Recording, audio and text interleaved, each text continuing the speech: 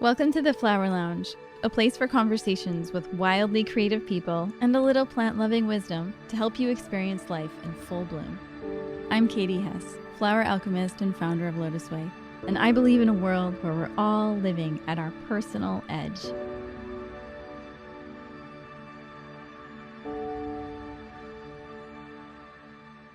Welcome to the Moonshine episode of the Flowerlounge Podcast. I have joining us Kristina Wingeier, astrologer extraordinaire, to be talking about January of 2020. Ooh, we have made it, Kristina. We're here in the future. Happy New Year, everyone, and happy new decade. Yeah, it's pretty wild. That's right. When we air this, it's going to be January 1st. I know, right? I knew everything. I knew everything. We're going to be entire new people. You know, we're entering the year in eclipse season. It's not an unusual thing to happen, although this year, 2020, the eclipse season's going to end at the end of the year. So eclipses are starting to shift a little bit, but we won't get to that so much today. But it's not always going to be that we're entering the new year kind of straddling the old, because we're in the middle of this series of events with eclipses. So the highlights this month really, of course, are the second eclipse, the full moon in Cancer eclipse on the 10th. We have a really major planetary conjunction that astrologers have been talking about for decades. Dun, dun, dun, dun. The Saturn-Pluto conjunction is happening. We have... Can't wait to hear about that. I know. Mars changes signs, moves into Sagittarius. Venus changes signs, moving into Pisces. Mercury changes signs. So like all the personal planets are going to shift around, and Uranus is going to station direct as far as things moving forward. And you know, we're going to have this whole Capricorn season from the beginning, and we're really in Capricorn season. There's a Capricorn stellium. Stellium is a fancy astrology word that means a lot of planets happening as we enter into the year. Sounds like a party. It's a very serious party because it's a Capricorn party. So we're like giving up done and make a legacy party. Yeah, divvy up the resources party, the money. Anyway, and then we'll move into Aquarius season later in the month. So we'll have that shift in solar energy. But we start out big time in the Capricorn situation. Let's see. Wednesday, the first week is pretty chill, I will say, the first week of the month. You know, it's definitely... It's kind. It's eclipsy, but, you know, we already had the solar eclipse. It had the end of the year party, and we're starting fresh. And so the beginning of the year, we have a nice conjunction on the 2nd, January 2nd, with Mercury and Jupiter. So Mercury, of course, is the way we think and communicate, and Jupiter is like a teacher and a benefactor kind of energy. And they're coming together in Capricorn. And everybody is in Capricorn. Everybody who's anybody is in Capricorn right now. And because they both, together, they have kind of an uplifting energy, meaning that there's maybe some creative or constructive thinking and solutions coming for the new year, I would say, at the beginning of the year. A lot of people start thinking about what they want to do differently, or, you know, goals and visions and things like that. So this might be a nice energy to kind of fuel anything that you're thinking about writing down or making decisions around what this year might be about for you, right? There's so much going on in Capricorn that the fact they're coming together in Capricorn is helping you maybe understand with a little more hope, because maybe things are falling apart in that part of your life. It's happening for a lot of us. This might bring a little more hope and a solution thinking, rather than just kind of like, what's happening? So that's on Thursday the 2nd. And then on Friday, Mars moves into Sagittarius. And so Mars has been in Capricorn for 6 weeks, which is a great Mars, a very busy, constructive Mars. And Mars in Sagittarius is, you know, Sagittarius is a fire sign. And so this is a lot more like adventurous and action and kind of courage Mars. This is a 6-week transit. So we have had, of course, last year, we had that Jupiter in Sagittarius transit. So Mars is coming through and maybe helping activate some things that have been sitting around and waiting to be activated in your life, or some dreams or some visions. I think it's a good energy for visioning and for taking action on your vision with the Mars and Sag. Do you have a question? Yes, I do. Did you just say, did I miss it? It would activate certain things that we had from July, or just any? I would think I'm just thinking about last year and how Jupiter went through Sagittarius. And so recently moving out of there, and Venus has been in Sag recently. And so I'm just thinking about that area of your chart, and it's a kind of like such a visionary, excited, expansive kind of energy, that Sag zone, and Mars coming through is just going to like move things along in that part of your life. I do want to mention, since we're at the beginning of the year, that Mars, Mars is the planet you're really going to get not a lot of movement in your chart, but a lot of action, because Mars will go retrograde later in the year, which means Mars is moving through less signs this year. So Mars is going to be a big deal later this year. I'm just putting that out there because I feel like in January we're starting to, get an idea of what the year is going to look like, and Mars is going to be a big deal because Mars is going to have a retrograde in 2020. So just kind of booknote that for yourself. And the retrograde will be in Aries. So just booknote that. Mars is going to be in Aries forever, kind of like all the planets are in Capricorn forever. But we're not there yet. Mars isn't even in Sag when we're recording this. But when you listen, Mars will be moving into Sag in a few days. So that is Friday the 3rd, Mars into Sag, okay? So those are the big things for the first week of the year. It's not too bad.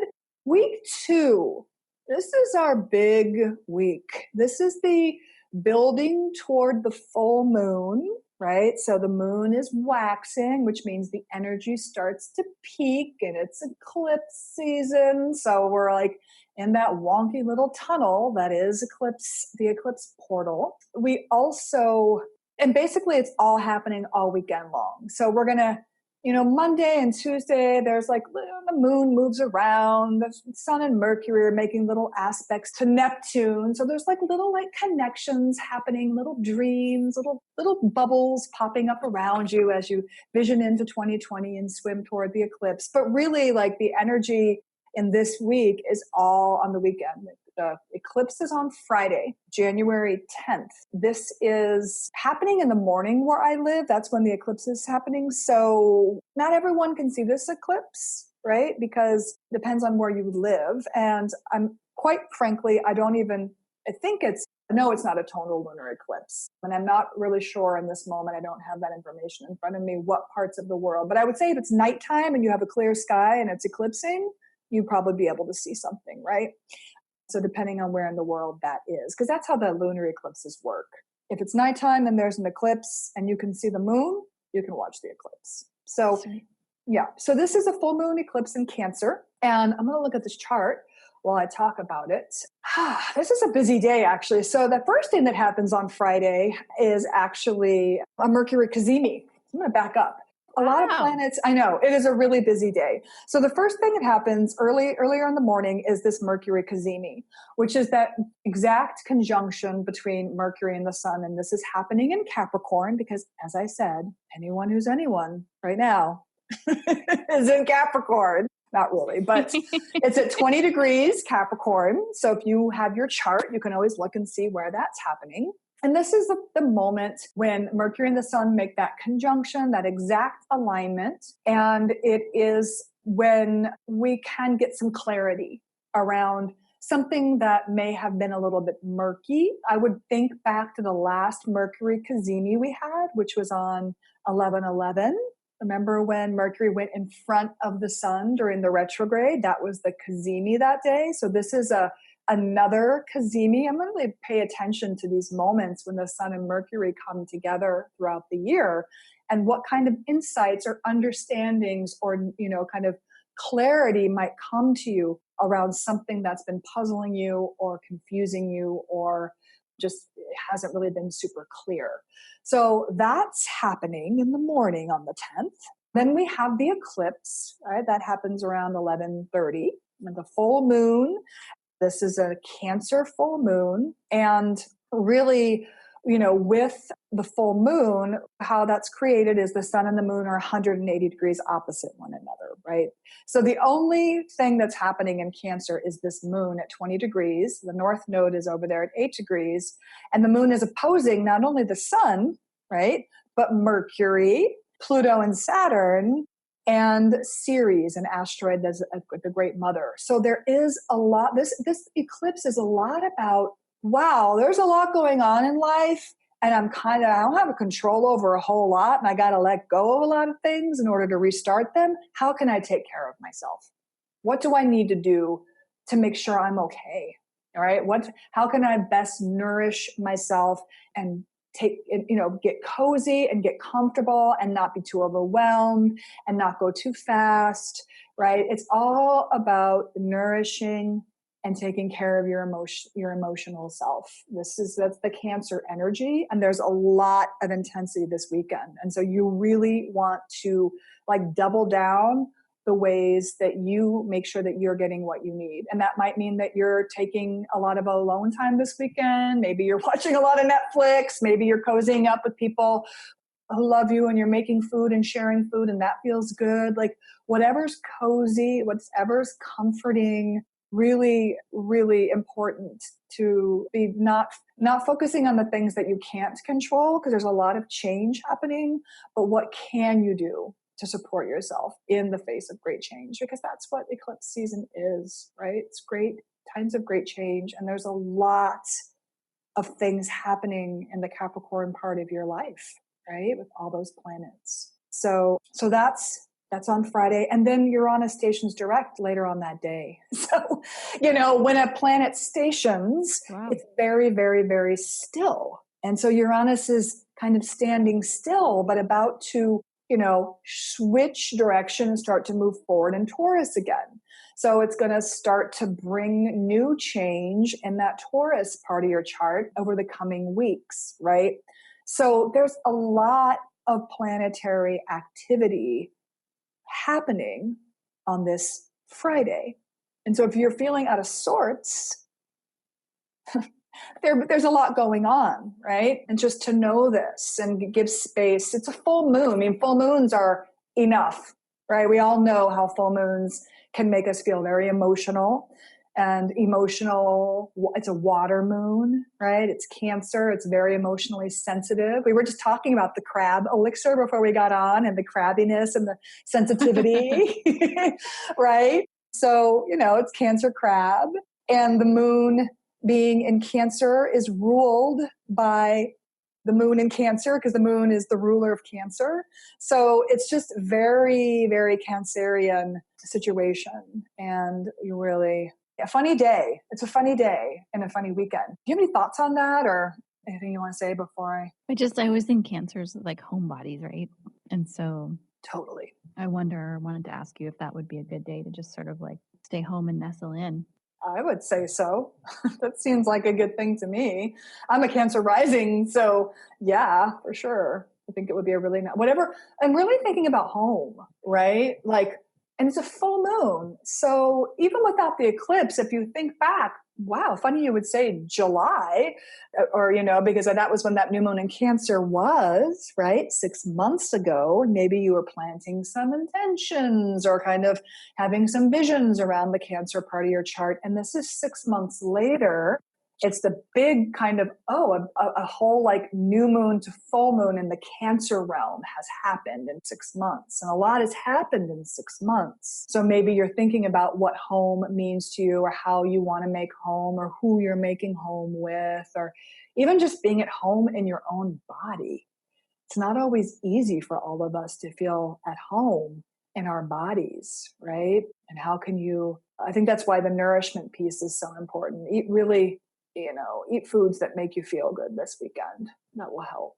Yeah. So it's a big deal. It's a big deal. It's a full moon. It's an eclipse. Stay under the covers and eat dark chocolate. Please. Yeah. And Queer Eye for the Straight Guy, because that makes me feel good. I don't know. I've been so enjoying. Do you watch that? No, I actually haven't seen it ever. Wow. Okay. Well, this is what I want to say is, Katie, go watch Queer Eye in Japan. They have a series where they're in Japan. Oh, wow. And you're going to love it. And then you're going to want to watch all of them because, they're just, I don't know. They feel like it's a Queer Eye binge with really good food. Seems like an excellent thing for Friday. And so this weekend just keeps on keeping on though. So Saturday we recover. The moon moves into Leo on Saturday, which means the moon will make a square to Uranus and a trine to Mars. That means that it might be like a little fired up and a little bit touchy. It's full moon time. So people might be a little heated, shall we say, from whatever they're experiencing. And it really is this kind of in-between day where we're integrating all that full moon stuff, but we're stepping into the next thing, which is the big Pluto-Saturn conjunction, which happens on Sunday, the 12th. So this is something in your chart. It's Saturn and Pluto conjunct at 22 degrees Capricorn. Okay. So everybody, really, this place, 22 to 24 degrees Capricorn, is a hot spot in your chart this year because there's going to be a lot of activity happening between Saturn and Pluto right now, and then later Jupiter and Pluto around these degrees. So these are important degrees to pay attention to in your chart.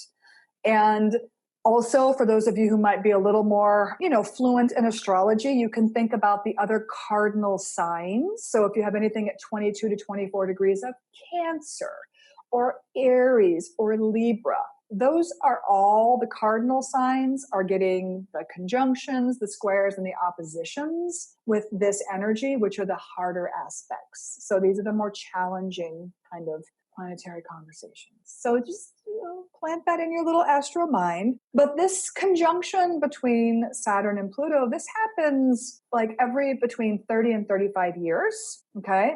So it's a big thing. The last few times that we had this, I'll go backward in time, 1982 in November, 1947 in August, and 1914 in October.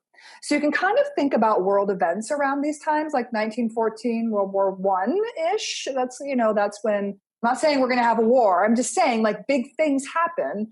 47 was the end of the Second World War, and India and Pakistan partition and all kinds of things were redistributing around that time.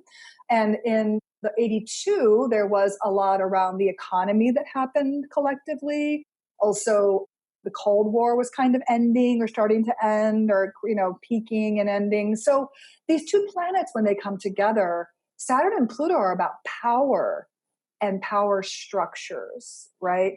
So on the big scale, we've been seeing things around this all 2019 and for the next couple of years, because this is a new cycle between these two big heavy-hitting planets. But in your personal charts, this is kind of, you're really thinking about these concepts of power and integrity and resources and authority, right? I was just going to say, I need to interrupt you. No, I'm like, yes, interrupt me. I just got excited because I actually just recorded a podcast right before this one that I believe will air on January 8th with Dr. Stephanie Marengo.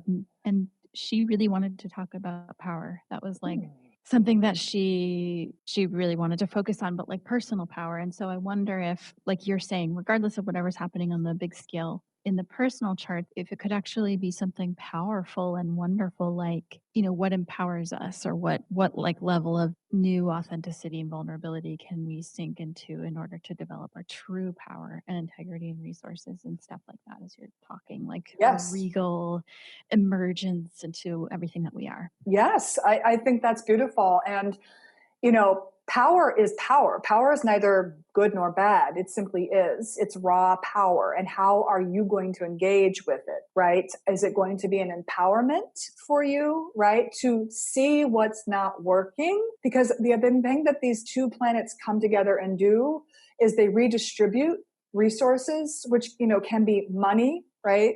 Like on the big scale, but it's also just this kind of redistribution of resources, maybe in the part of your chart that is your Capricorn house, an empowerment around making new choices that are more aligned with integrity, right? Taking responsibility, Saturn, and being an inner, an authority of your own world, your inner authority.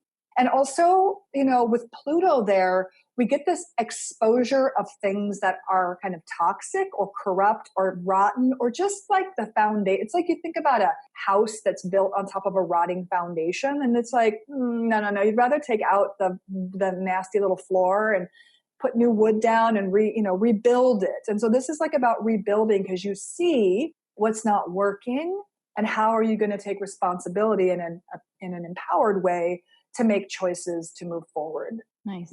Yeah. And we've also got, so the sun is right there with these planets because everything's in Capricorn. And also Mercury is involved. Mercury's at 23 degrees. So right there in this, involved in this conjunction, as well as that asteroid or dwarf planet, as we now know her, Ceres, the Great Mother. And she really is connected to the resources of the earth, right? And to making choices, again, that are nourishing and that think in the long term, because this is Capricorn energy. This is not a quick fix. This is building something that's going to last. So it's a big, I love it. Yeah, it's a big deal. It's a really big weekend. It's a big weekend for sure. There's a lot going on, and really packed into 3 days. I know, right? We're going to be new people after this. But I would really look at that whole Cancer Capricorn axis, because that is what's been getting so much activity all last year with the eclipses. It's those houses, and it's that pair of houses, right, that is really needing growth and change. And let's not forget that the South Node is in Capricorn. So we're letting go of things that aren't working, things that aren't supportive, things that are toxic.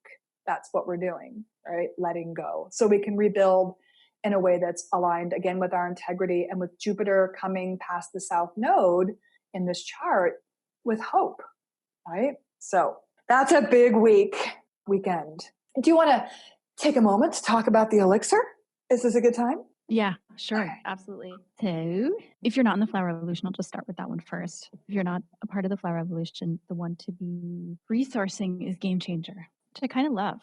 So after you talked about all of these changes, Game Changer has a blend of flower essences that are for thinking outside the box, moving into the middle, away from extremes, being able to process rapid personal growth and in sort of an effortless way, and not be like struggling about it, and just have a real lightheartedness about things. Which are you spraying it now? Yes, I'm spraying Game Changer right now. I'll have some too. Which I feel like is kind of perfect for Capricorn, right? Because Capricorns work really hard, and so Game Changer helps us get things done, but also just like keep it really lighthearted and effortless and spacious, and like the ability to think outside the box and move mountains, but more easily. But that's good, because it's a game changer year. It's a game changer. We're coming into the year in this very potent way, which can really shift, it moves the game board around. This conjunction between these two planets is like, it's like this big reset button, right? Yes. And so, yes absolutely. Yes. And it's like that, the old thing that Einstein said, that you can't solve, problems with the same mind that created it. So like it literally is thinking outside of the box in terms of like removing yourself from one paradigm and getting into another one, like things that maybe you don't even have words for. Yeah. Kind of exciting. That's good stuff. And then if you are a part of the Flower Revolution, we're working with another creature essence. I love this one. This is the one that actually Kristina and I have special bonding around, because she constantly texts me photos of sea anemones because I'm in love with them. She has them all around her house in like the most fabulous array of colors, like fluorescent aqua and teal and indigo blue and crazy colors. Right? Yeah, they're in my garden. I grow them. No, they're all around my house. I have anemones in every corner. No, they are just down the street at the beach. They're gorgeous. I love them. They're like, when you look at it, they're like these incredible flowers. They are like a garden, but they're just in your backyard ocean, right? Mm-hmm. In your cool cultures there. That's right. And if you think about, so like this has got to be one of the easiest, along with moss, one of the easiest essences I've ever collected, because it was like already made. Nature already made it. It was a tide pool that had been soaking in the sun, was full of anemones. And if you've ever watched anemones, I know you have, Kristina, they are like the weirdest creatures ever, because like when the tide pulls out, they like fold into themselves, and they like, I don't know how it works. I don't know how they do it. They like get all stuck with like rocks and shells and pebbles and weird stuff to protect them from like the hot sun and air and everything else. And then when the tides roll back in, they just like relax into this like gorgeous multicolored flowery shape that kind of looks like a cervix in the middle. Totally. Right? Yes, 100%. Cervixes are beautiful. Yes. Well, it's like the gateway to life, right? And that's right. And so and it's like they survive in water and they open up in water. And so they're extremely sensitive. And so the capacity we can dive a little more deeply into with sea anemone is the ability to like access wisdom very intuitively and kind of know the right thing to do when, and also know when to expose ourselves skillfully and when to protect ourselves. So like there may be times this month where you feel like, you know what, I'm just going to share a story with this friend of mine that is really personal and vulnerable because I think it could benefit them.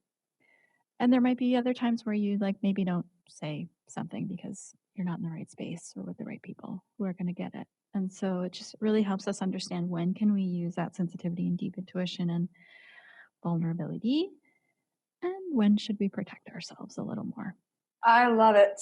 I love it. I think that Game Changer is such a good, I'm glad that that's the everyone one, the everyone one, because that's really powerful. And that's really going to help us with that shift from Capricorn to Aquarius season later in the month. And as you're talking about the sea anemone, I'm looking at week 3 and the first aspect of the month, which is on Monday, the 13th. Month. The week is Venus moving into Pisces. And so I think a lot about tenderness and compassion. They say that Venus is exalted in Pisces, which means like super high functioning, because Venus is the planet of love. Venus wants to bring things together. It's what Venus wants to do. And so this is going to bring more compassion, more tenderness, potentially more sensitivity, right? Pisces is a very sensitive sign. And it's a beautiful being able to know when to open up your heart and your sensitivity and the right people that can receive your tender heart, and when to have good energetic boundaries without having to completely close down and disappear, right? But maybe like there's a visualization where I'm like visualizing a sea anemone visualization to help with energetic boundaries and knowing how like to pull your energy back inside and that you have this protection on, but they're still being touched by the water. It's not like they're isolated, right? I don't know. There's something really beautiful about that anemone energy and this Venus and Pisces time. So that's lovely. That's a really good point. They're still in the water. They can still feel everything and feel into everything. Mm-hmm. It's not like you run into a closet and shut the door. Exactly. You just sort of pull on your energetic suit. Pull on your energy suit. Yeah, I love it. So Venus will be in Pisces for, I'm like, I think at least 3 weeks, maybe 4. Oh, lovely. Yeah, she's in there for a minute. I'm a little ill prepared today, y'all. Katie surprised me with our time zone difference. Till February 7th, Venus will be in Pisces from this 13th of January until February 7th. So that's your Venus in Pisces transit. Look at your Pisces house in your chart. That's where Venus is bringing some loving on through. And on that Monday, the sun will make exact conjunctions with Pluto and Saturn that day. So you may still be feeling some of the reverberations from the Pluto-Saturn conjunction. I mean, we'll be feeling that for a while. But I mean, with the sun finally coming into alignment with both of those planets, there may just be a little bit like, oh yeah, kind of thing. You might feel a little lower energy on Monday. It's a big weekend, remember, with that full moon and all that. Okay. And then Thursday the 16th, Mercury moves into Aquarius. So this is very free thinking, quick thinking, innovative, like speedy kind of mental capacity for sure. Mercury in Aquarius is fast thinking and innovative, right? Creative solutions, thinking outside of the box for sure with Mercury in Aquarius. Mercury will be in Aquarius until a while. For a while. I'm sorry, y'all. I really am. Oh, no, don't be sorry. It's my fault. We had a little time zone snafu. Yeah, a little time zone snafu. We're in Arizona and we never change our time zone. So you guys are so freaking smart. Until the 3rd, till February 3rd, and then Mercury will go into Pisces. And next month in February, we will have our first Mercury retrograde in Pisces and a little bit in Aquarius. But for the most part, this Mercury transit until the end it's just a Mercury in Aquarius. And I think it's nice, clear thinking for a couple of weeks and help us kind of sort things out, right? On Saturday, Mercury will make a square to Uranus. So this can be maybe some pressure to have a conversation that you need to have to assert yourself or some of your needs, because that Uranus energy will, the pressure of a square may encourage you to speak up for yourself, I would think. Or if you're not going to, you might feel like you're complaining or kind of grumpy or kind of irritable. So think about what you might need to say and who you might need to say it to. If you're feeling like you've got something to share and you need to advocate for yourself, that might be coming up over the weekend with that square to Uranus from Mercury and Aquarius. And then week 4, we begin with the Monday, the 20th, the sun moving into Aquarius. So this shifts the solar season. We're out of Capricorn season. Yeehaw!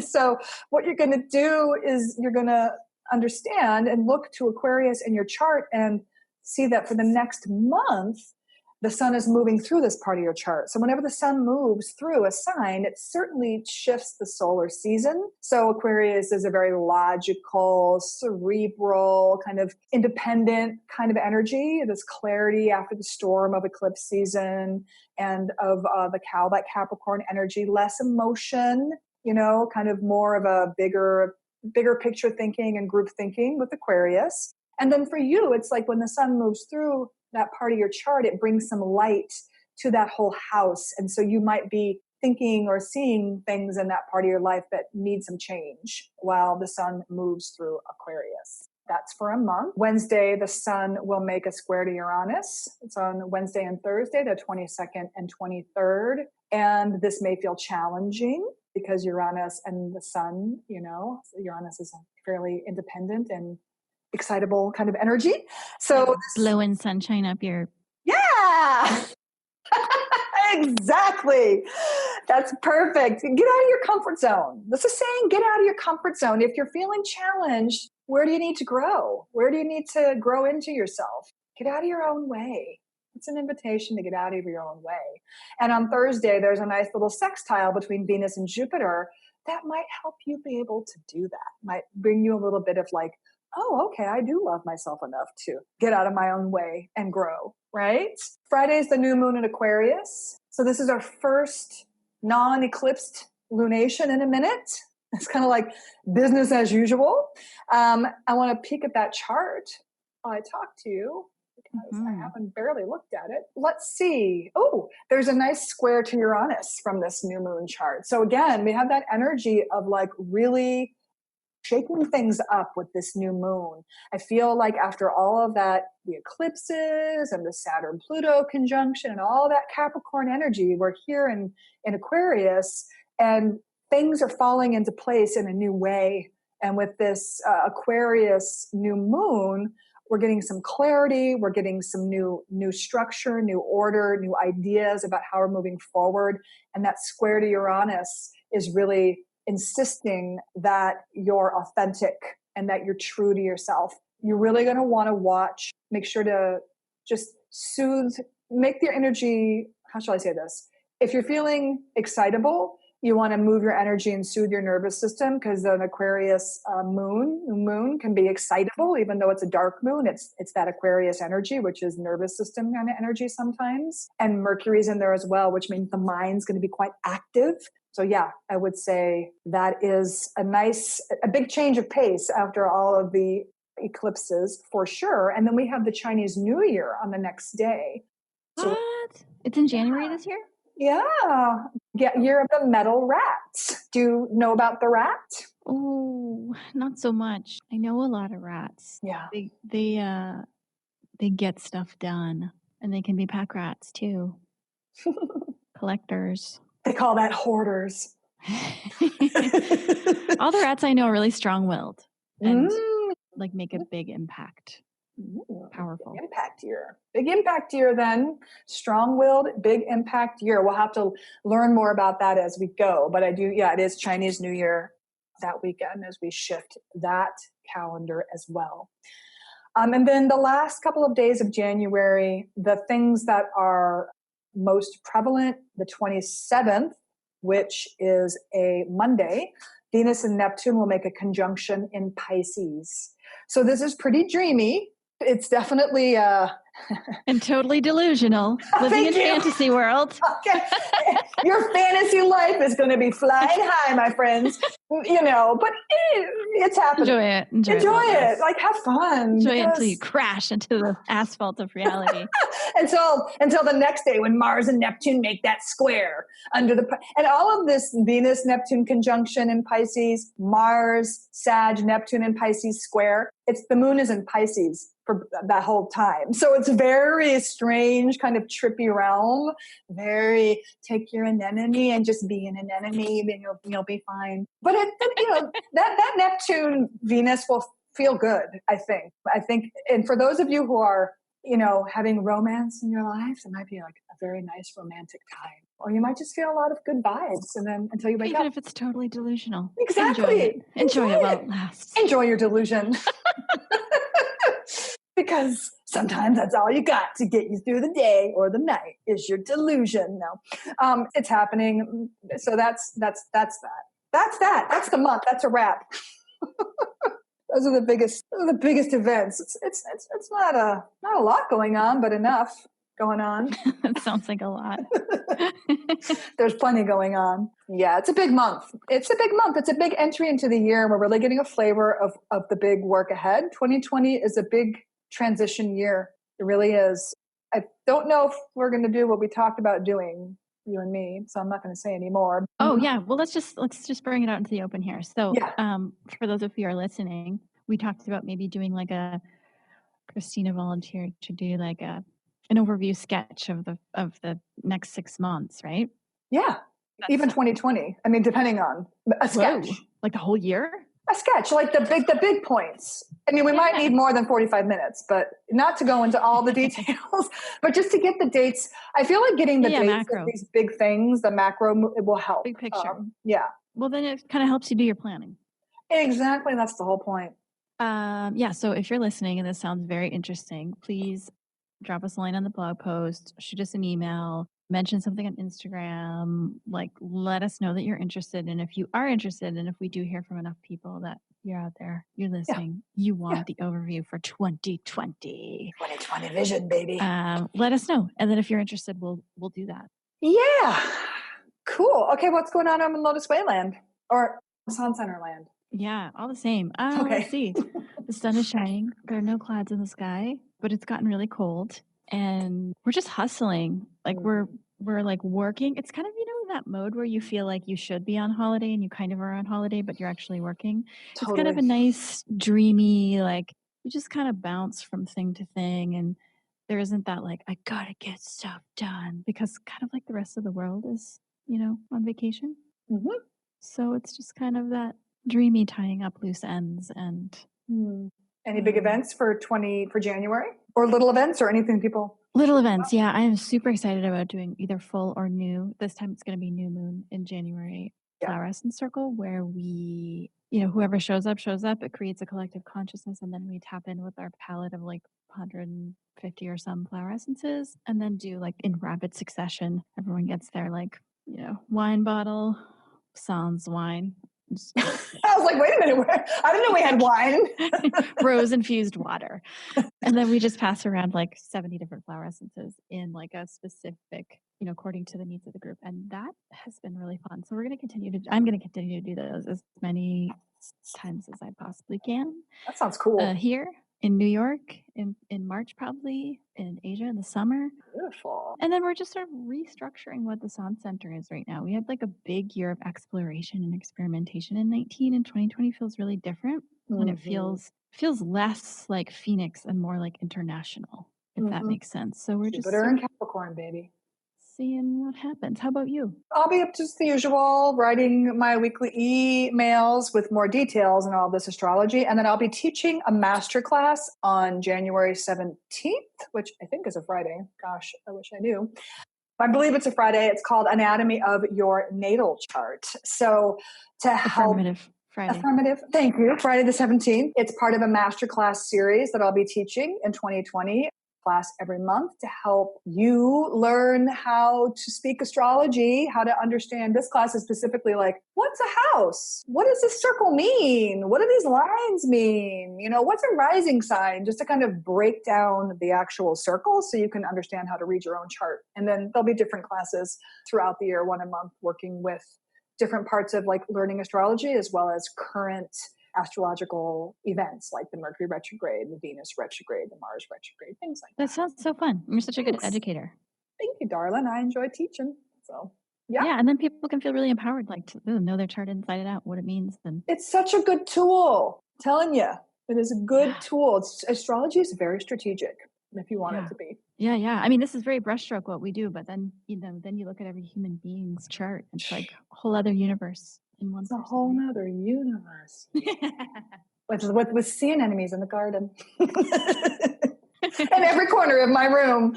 I'm going to dream about that when when Venus and Neptune are conjunct in Pisces. I'm going to be in my sea anemone garden. There was an octopus's garden. Mine's a sea anemone garden. I love it. All right, y'all. Thanks for listening. Thank you so much for being with us. Happy 2020. Yay. Bye. Thank you so much for listening to The Flower Lounge. I'm Katie Hess, and we'll be releasing a new podcast every Wednesday. If you like what you heard, or you know someone who might be touched by our conversation, share it with them. And don't forget to subscribe. To find out what your favorite flowers mean about you, take the quiz at LOTUSWEI.com.